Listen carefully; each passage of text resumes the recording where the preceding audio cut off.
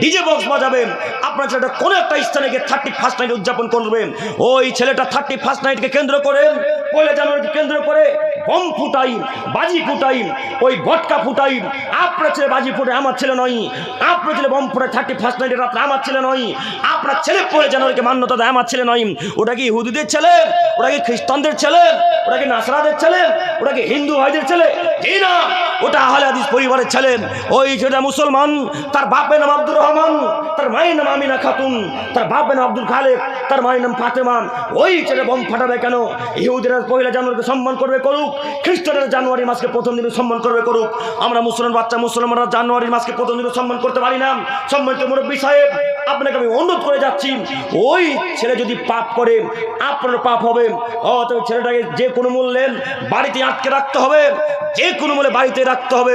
যদি এরপরে বাড়িতে ছেলে না থাকে, তাহলে আমি মনে করি ছেলেও কাপুরুষ, বাপও কাপুরুষ, ছেলেও কাপুরুষ, বাপও কাপুরুষ। বাপ বেটা মিলে দুজনেই কাপুরুষ। কেন বাপ বেটা মিলে নিষেধ করতে পারলো না? কেন গ্রামের মানুষকে ঠেকাতে পারলো না 31st নাইটে রাত্রে? কেন মানুষকে গান বাজনা বাধা দিতে পারলো না?